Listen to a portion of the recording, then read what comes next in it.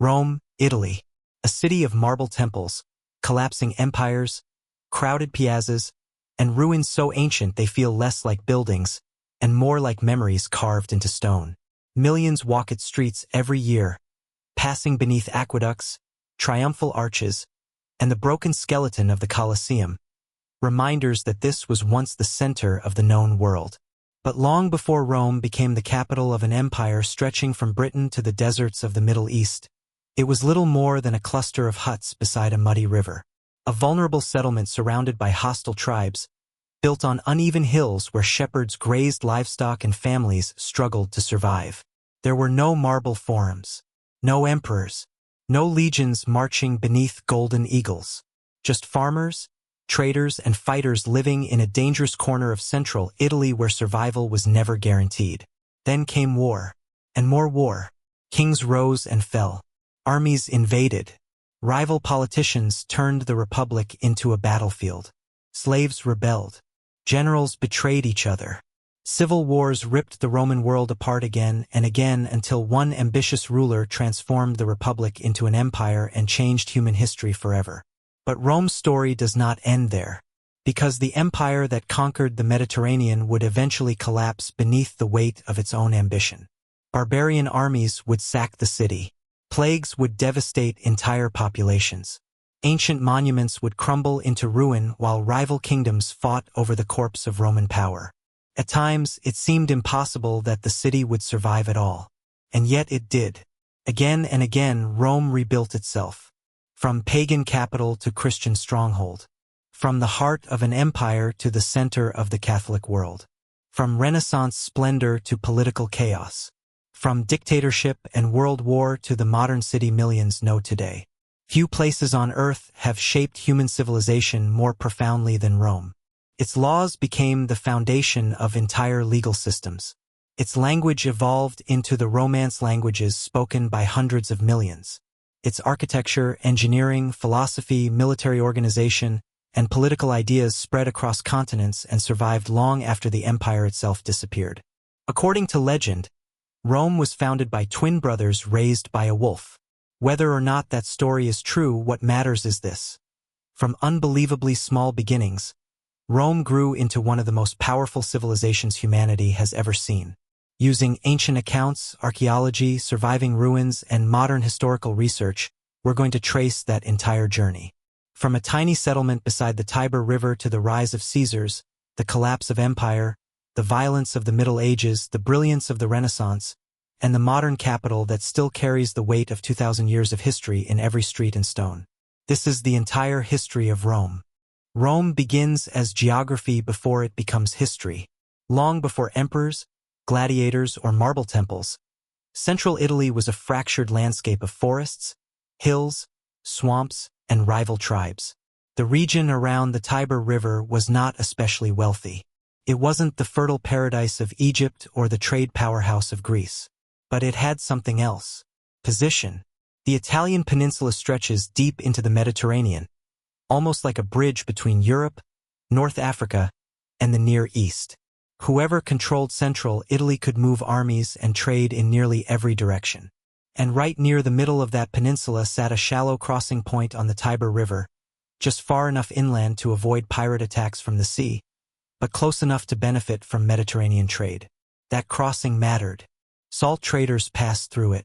Shepherds moved livestock across it. Merchants carried goods between northern and southern Italy through it. And surrounding the crossing were 7 steep hills, natural defensive positions overlooking the river below. According to Roman legend, this is where everything begins. In 753 BC, twin brothers named Romulus and Remus are supposedly abandoned as infants and left to die beside the river. A she-wolf discovers them and keeps them alive until a shepherd finds and raises them. Years later, the brothers decide to found a city near the place where they were saved. Then they turn on each other. Romulus kills Remus during an argument over where the city should be built and names the settlement after himself. Rome. Whether or not that story is true, what matters is that the Romans believed it. Violence, ambition, destiny, survival. Those themes become embedded in Roman identity from the very beginning. Archaeology suggests the real early Rome was far less dramatic. Around the 8th century BC, small Latin settlements begin appearing on the hills overlooking the Tiber. These were simple communities of farmers and herders living in huts made from wood, mud brick, and thatched roofs. But Rome is not isolated. To the north, the mysterious Etruscans dominate much of central Italy with advanced engineering, religious traditions, and urban planning. To the south, Greek colonies spread along the Italian coastline, bringing writing, philosophy, art, and trade networks. Rome absorbs influence from both worlds. Historians believe the Etruscans play a major role in transforming Rome from scattered villages into an actual city. They drain marshlands, build roads, develop temples, and introduce symbols of royal authority that later become deeply associated with Roman power. And Rome begins growing fast. Over the next 2 centuries, kings rule the city while its population expands around the Forum, the low valley between the hills that slowly develops into Rome's political and commercial center. But then comes the first great turning point in Roman history.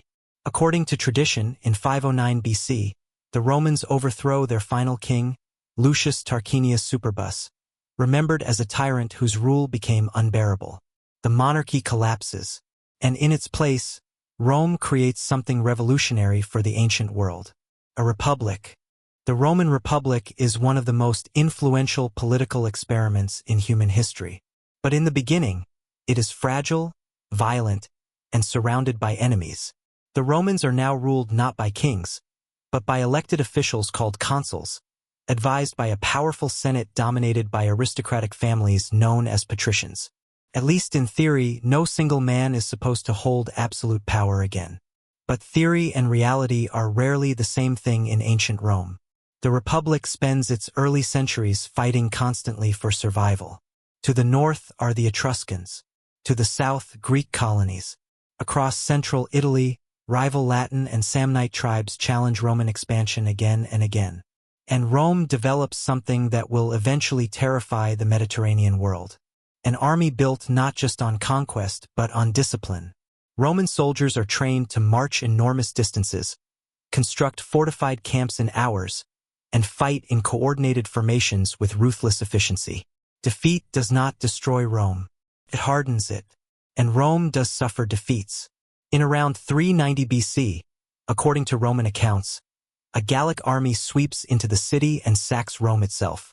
Contemporary descriptions are limited, but later Roman historians portray it as a national trauma, a moment of humiliation burned permanently into Roman memory. The city survives, but the lesson is clear. Rome can never afford weakness again. Over the next 2 centuries, the Republic expands aggressively across the Italian peninsula. Some cities are conquered outright.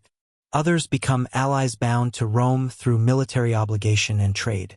Crucially, Rome often offers defeated peoples partial citizenship and political integration instead of simple destruction. That flexibility becomes a massive strategic advantage. Roads spread across Italy. Colonies are established. Roman influence expands farther every decade. By the early 3rd century BC, Rome has become the dominant power in Italy. But then it collides with a civilization even wealthier and more powerful: Carthage. Located in North Africa near modern-day Tunis, Carthage controls enormous trade networks across the western Mediterranean. Its fleets dominate the sea. Its merchants grow rich from commerce stretching across multiple continents. Conflict becomes almost inevitable. The First Punic War begins in 264 BC and lasts more than 20 years. Rome, traditionally a land power, is forced to build a navy almost from scratch to challenge Carthage at sea. Against all expectations, it works. Rome wins the war and gains control of Sicily, its first major territory outside mainland Italy. But the real nightmare is still coming. In 218 BC, the Carthaginian general Hannibal launches one of the most astonishing military campaigns in history. He marches an army, including war elephants, across the Alps into Italy itself. Entire Roman armies are annihilated. At the Battle of Cannae in 216 BC, historians estimate tens of thousands of Roman soldiers are killed in a single day, one of the deadliest defeats ever suffered by a pre-modern army. And yet Rome refuses to surrender. Even after catastrophic losses, the Republic keeps rebuilding armies, raising taxes, and continuing the war. That relentless endurance becomes Rome's greatest weapon. Eventually, Roman forces carry the war into North Africa itself. In 202 BC, the Roman general Scipio defeats Hannibal at the Battle of Zama. Carthage survives, but Rome now stands as the dominant military power of the Western Mediterranean. And the Republic is only getting started. Victory over Carthage transforms Rome from a powerful republic into something far more dangerous. An empire in all but name. Over the next century, Roman armies spread across the Mediterranean with astonishing speed. Macedonia falls. Greece is absorbed into Roman influence. Parts of Spain, North Africa, and Asia Minor come under Roman control. Wealth floods into the Republic on a scale earlier generations could barely imagine. Gold, silver, grain, slaves, artwork, entire libraries, all flowing back toward Rome. And the city changes. Temples rise across the skyline. Massive public buildings dominate the forum. Aristocratic families grow unbelievably rich from conquest, taxation, and land ownership. Roman generals return home as celebrities, parading captured treasure and defeated kings through the streets during elaborate triumphs. But beneath the glory, the Republic is beginning to crack. Because Rome's expansion creates enormous inequality. Small farmers, once the backbone of the Republic, struggle to compete with gigantic estates worked by enslaved labor captured during wars. Thousands lose their land and drift into the growing city looking for work. By the late 2nd century BC, Rome is crowded, tense, and increasingly unstable. And ambitious politicians start exploiting that instability. The brothers Tiberius and Gaius Gracchus attempt major reforms aimed at helping poorer citizens and limiting aristocratic power. They push for land redistribution, grain subsidies, and broader political participation. The Senate reacts with fear. Both brothers are eventually killed in political violence, shocking events that shatter older Roman traditions. For centuries, the Republic had prided itself on compromise and legal process. Now blood is being spilled openly in Roman politics. And it gets worse. Military reforms introduced by the general Gaius Marius change Rome forever. Previously, soldiers largely supplied their own equipment and served temporarily. Marius recruits poorer citizens directly into professional armies loyal not just to the Republic, but increasingly to the generals who pay and reward them. That shift is catastrophic. Because now powerful commanders possess something more dangerous than political influence. Personal armies. Civil conflict becomes almost inevitable. In 88 BC, the Roman general Sulla marches his legions directly on Rome itself, something previously considered unthinkable. Roman soldiers are now fighting Romans inside their own capital. The Republic survives, but only barely. Meanwhile, another crisis erupts far from the Senate chambers. In 73 BC, a gladiator named Spartacus leads a massive slave rebellion that terrifies Italy. Tens of thousands join the uprising as Roman forces struggle repeatedly to crush it. Eventually, the revolt is defeated, but the fear it creates is enormous. Rome's entire economy increasingly depends on conquest and slavery, and now even that system looks unstable. Out of this chaos emerges a new generation of political giants. Pompey, brilliant and ambitious. Crassus, one of the wealthiest men in Roman history. And then Julius Caesar, charismatic, deeply in debt, politically ruthless, and astonishingly talented as both a general and propagandist. In 58 BC, Caesar begins his conquest of Gaul, modern-day France, and parts of surrounding Europe. Over nearly a decade of brutal warfare, he expands Roman territory enormously while building personal fame on an unprecedented scale. According to his own writings, millions are displaced, enslaved, or killed during the campaigns. And by the time Caesar returns toward Italy, the Republic faces a terrifying question. What happens when one man becomes more powerful than the state itself? By the middle of the 1st century BC, the Roman Republic is collapsing under the weight of its own success. The old system was designed for a small city-state ruling central Italy, not a massive Mediterranean superpower stretching across 3 continents. Corruption is everywhere. Elections are manipulated. Violence erupts regularly in the streets. And powerful generals command armies more loyal to them than to Rome itself. Into that chaos walks Julius Caesar. In 49 BC, the Senate orders Caesar to give up his command and return to Rome as a private citizen. Caesar understands exactly what that means. Without political protection, his enemies could destroy him. So he makes a decision that changes history. He crosses the Rubicon River with his army, effectively declaring war on the Republic itself. According to later accounts, Caesar supposedly says, "The die is cast."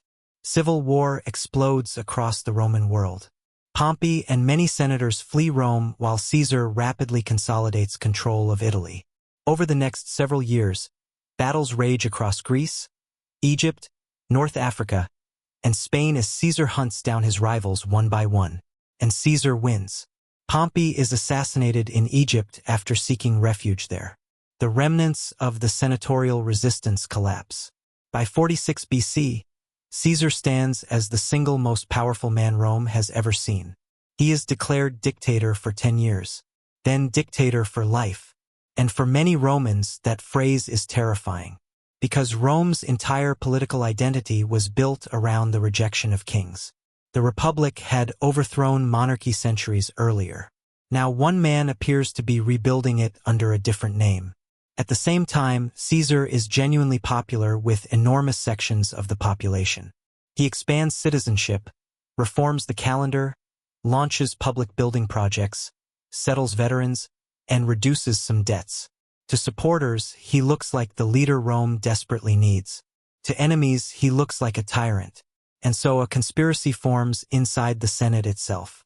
On the Ides of March, March 15, 44 BC, a group of senators assassinates Caesar during a Senate meeting near Pompey's theater. Ancient sources describe chaos, senators stabbing repeatedly, while Caesar collapses beneath the statue of his former rival. The conspirators believe they are saving the Republic. Instead, they destroy it. Rome descends into another cycle of civil war almost immediately. Caesar's adopted heir, Octavian, forms an uneasy alliance with Mark Antony and Lepidus to hunt down the assassins. Brutal political purges follow. Thousands die. Enemies are executed and property confiscated. Then the alliance itself collapses.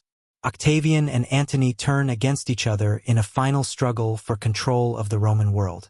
Antony aligns himself politically and romantically with Cleopatra VII of Egypt, one of history's most famous rulers. Roman propaganda portrays the conflict not just as a civil war, but as a battle for the soul of Rome itself. In 31 BC, the fleets of Octavian and Antony clash at the Battle of Actium off the coast of Greece. Antony and Cleopatra are defeated. Both later die in Egypt. And for the first time in generations, one man controls the entire Roman world without serious opposition. Octavian soon takes a new title, Augustus, and with him, the Roman Republic quietly becomes the Roman Empire. Under Augustus, Rome enters one of the most famous eras in human history, the Pax Romana, the Roman peace. For roughly 2 centuries, the empire experiences extraordinary stability compared to the chaos that came before. Civil wars largely disappear. Trade flourishes across the Mediterranean. Roads connect distant provinces from Britain to Syria. Roman law spreads. Cities expand. And Rome itself becomes the largest and wealthiest city the Western world has ever seen. Augustus rules carefully, understanding that Romans still hate the word king. Officially, republican institutions continue to exist. The Senate still meets. Elections still happen. But everyone understands where real power now lives. With the emperor, Augustus rebuilds Rome on a massive scale, famously claiming he found the city built of brick and left it clothed in marble. Temples, forums, theaters, baths, and monuments reshape the capital into the political and cultural center of the Mediterranean world, and future emperors continue expanding that vision. Under Claudius, Roman forces invade Britain in 43 AD. Under Trajan, the empire reaches its greatest territorial extent, stretching from northern England to Mesopotamia. Historians estimate the empire may have governed between 60 and 70 million people at its peak, an astonishing percentage of the world's population at the time. Roman engineering becomes legendary. Aqueducts carry water across enormous distances. Amphitheaters host spectacles attended by tens of thousands. Roads cut through mountains and forests with remarkable precision. Concrete allows Roman builders to construct structures on a scale earlier civilizations could barely imagine. Some still stand today. The Colosseum, completed under Emperor Titus in 80 AD, becomes the ultimate symbol of imperial Rome. Gladiatorial contests, animal hunts, executions, and elaborate public spectacles entertain massive crowds beneath its towering arches. But Roman greatness comes with enormous brutality. Millions across the empire live under occupation. Slavery exists everywhere, powering agriculture, mining, construction, and domestic life. Conquered peoples pay taxes to sustain the imperial machine. Rebellions are crushed with terrifying force. And even at the height of Roman power, danger never fully disappears. In 64 AD, a catastrophic fire tears through Rome during the reign of Nero. Ancient historians disagree about exactly what happened, though later accounts accuse Nero himself of either causing the fire or exploiting the disaster politically. What matters is the devastation. Large sections of the city are destroyed. Thousands are displaced. And Nero's response becomes infamous. According to Roman sources, Christians are blamed for the disaster and subjected to brutal persecution. At the empire's edges, resistance continues as well. In Judea, tensions with Roman rule eventually explode into revolt. In 70 AD, Roman forces destroy much of Jerusalem, including the Second Temple, a catastrophe that permanently reshapes Jewish history. Yet the empire keeps expanding culturally as much as militarily. Greek philosophy influences Roman elites. Eastern religions spread through imperial trade routes. Christianity, initially a small persecuted movement emerging from Roman Judea, slowly begins spreading across the empire itself. Few Romans at the time could possibly imagine what that religion would eventually become. For now, Rome appears unstoppable. But empires built through conquest eventually face a terrifying problem. How do you survive once there's no world left to conquer? By the 3rd century AD, the Roman Empire is still enormous, still wealthy, still feared. But something is going wrong. The long era of stability begins unraveling under pressure from almost every direction at once. Emperors rise and fall with alarming speed. Generals fight civil wars for the throne. Borders come under increasing attack from Germanic tribes, Persian armies, and internal rebellions. And the empire enters a period historians call the crisis of the 3rd century. Between 235 and 284 AD, Rome experiences near-constant instability. More than 20 emperors claim the throne in just a few decades, many of them assassinated by their own soldiers. Entire regions temporarily break away from imperial control. Trade declines, inflation spirals, plagues devastate the population. For the first time in centuries, the empire genuinely looks vulnerable. And Rome itself begins losing importance. Because defending such a massive territory from one city is becoming increasingly difficult. Emperors spend less time in Rome and more time near dangerous frontiers where armies are needed most. Then comes Diocletian. In 284 AD, the emperor launches sweeping reforms designed to stop the empire from collapsing completely. He reorganizes the government, strengthens the military, restructures taxation, and most importantly, divides imperial administration between eastern and western regions. The empire is still technically united, but the split has begun. And then history takes another enormous turn. In the early 4th century, Emperor Constantine rises to power after another brutal civil war. According to later Christian accounts, before a major battle he experiences a vision connected to Christianity and converts to the faith. Whether entirely true or partly political, the consequences are massive. Christianity, once persecuted by Roman authorities, suddenly gains imperial support. Churches are built across the empire. Christian leaders gain influence. Over time, the religion spreads into the very center of Roman power itself. Constantine also makes another decision that permanently changes history. He founds a new imperial capital, Constantinople, built on the site of the ancient Greek city of Byzantium, strategically positioned between Europe and Asia.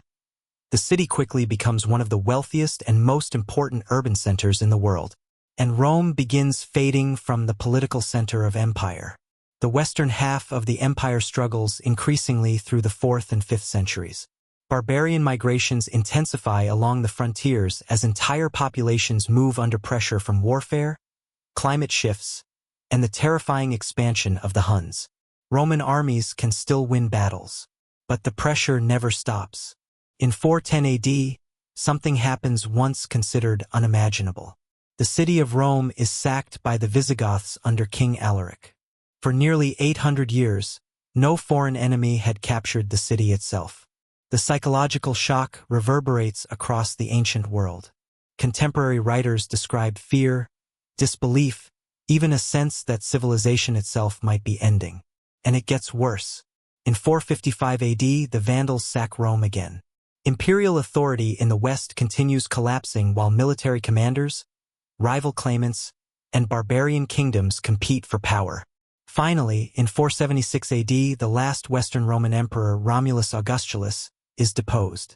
Traditionally, this marks the fall of the Western Roman Empire.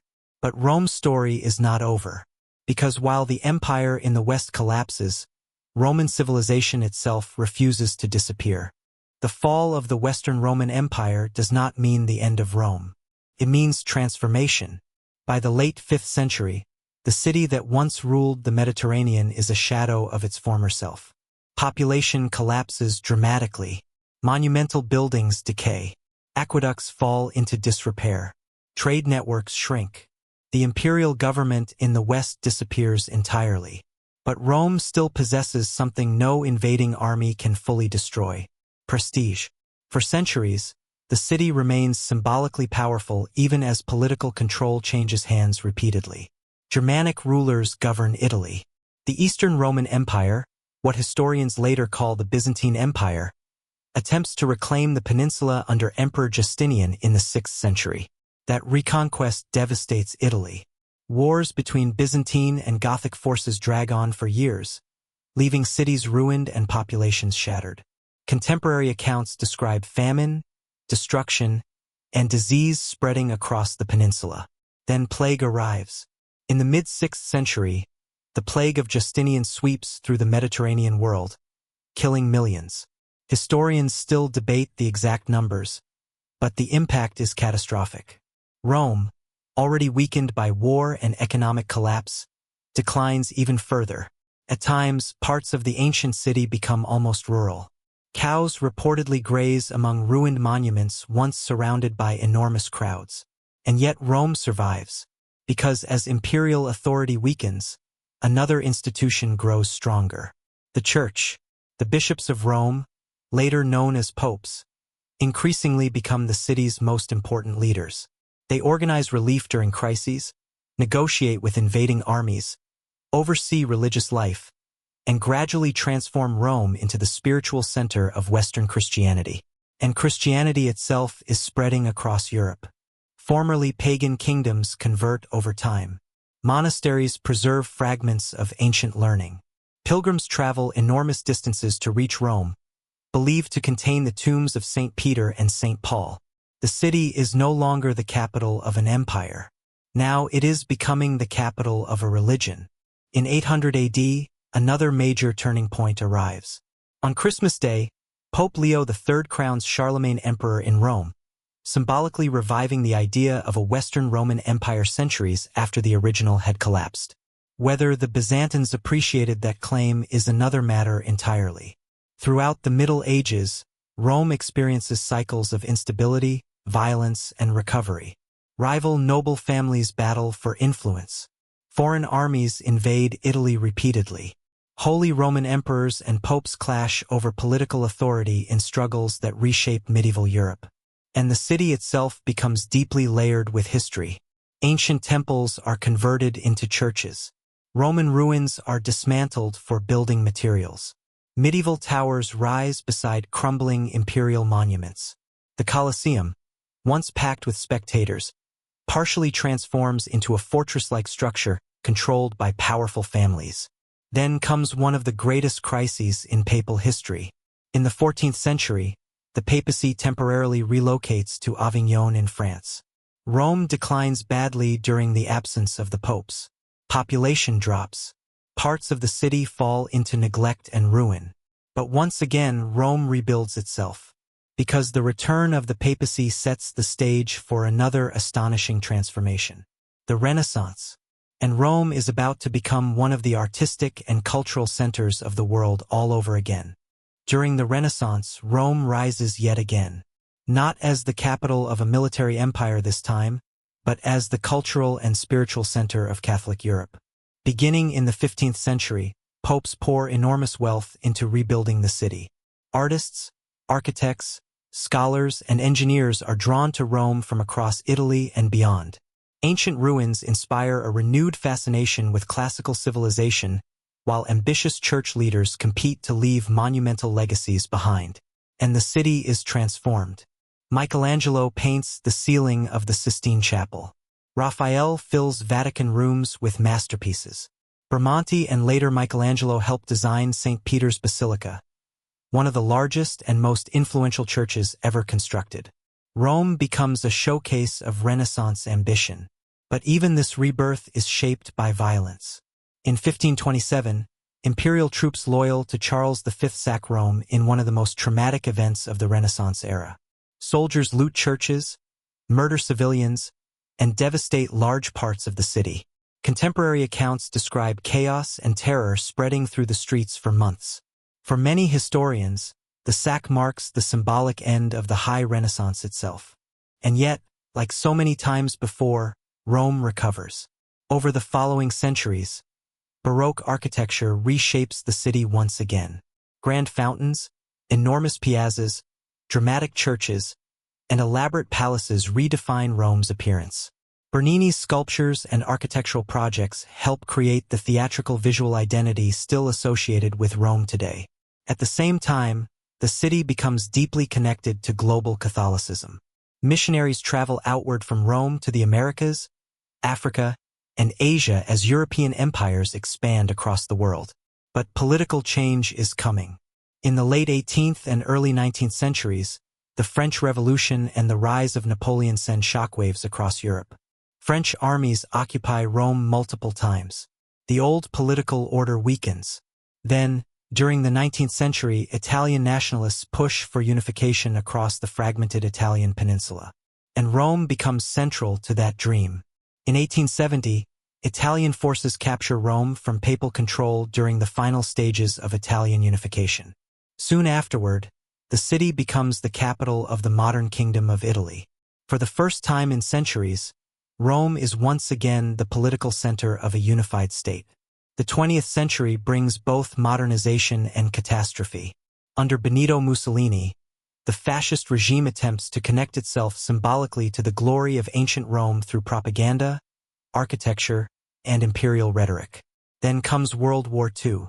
Italy suffers bombing, occupation, dictatorship, resistance movements, and enormous destruction across the country. Rome itself is occupied by Nazi Germany after Mussolini's fall, before eventually being liberated in 1944. And after thousands of years of kings, emperors, republics, invasions, collapse, religious transformation, and dictatorship, modern democratic Italy finally emerges from the ruins of war. Today, Rome is a city where almost every era of human history exists side by side. Ancient temples stand beside Renaissance churches. Medieval streets open into fascist boulevards. Tourists walk over layers of buried civilizations without even realizing it. And that's what makes Rome unique. It is not simply an ancient city. It is a living timeline of Western civilization itself. From a small settlement beside the Tiber River to one of the most influential cities in human history, Rome survived conquest, collapse, plague, civil war, and reinvention for nearly 3,000 years. And in many ways, the modern world still carries its imprint.